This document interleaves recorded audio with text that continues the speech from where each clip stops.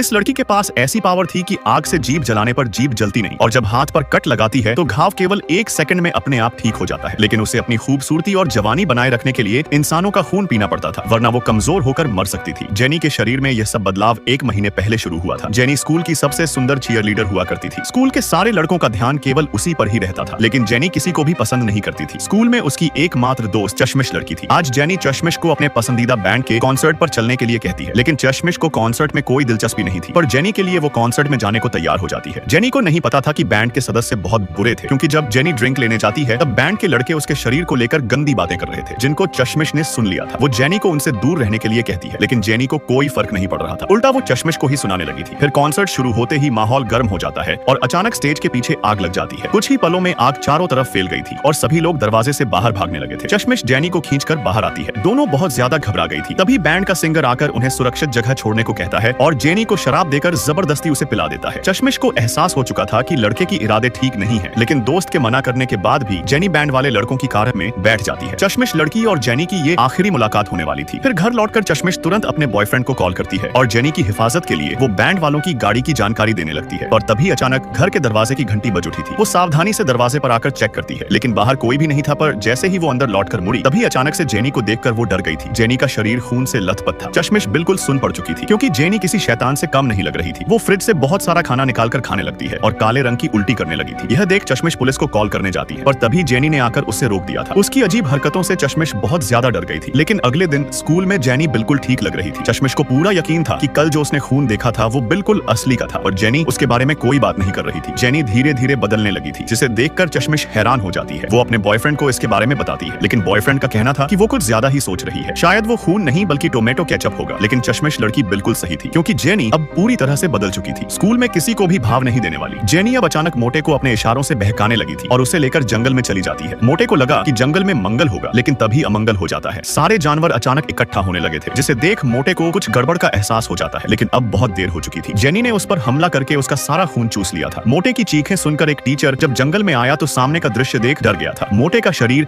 अंदर से पूरी तरह खोखला हो चुका था। मोटे की मौत से पुलिस सतर्क हो जाती है और पूरे स्कूल में डर का माहौल बन जाता है। खून पीने के बाद जेनी झील में नहाकर अपने आप को साफ कर लेती है। कोई नहीं जानता था कि जेनी के इस खूबसूरत चेहरे के पीछे एक खूंखार राक्षस छिपा हुआ है। दरअसल जिस दिन जेनी बेहोशी की हालत में बैंड वालों के साथ जा रही थी, तो चारों लड़के मिलकर उसे एक जंगल में लेकर आ गए थे। जेनी उनसे छोड़ने की विनती करती है, पर लड़के उसे बांधकर एक झरने के पास ले आते हैं। चारों लड़के मिलकर जेनी की बलि शैतान को देने जा रहे थे, ताकि उनका बैंड मशहूर हो सके। पर जेनी पवित्र नहीं थी, जिस कारण उसे मारने के बाद वो शैतान के वश में हो जाती है और चारों लड़कों का खून चूसकर उन्हें ऊपर पहुंचा देती है।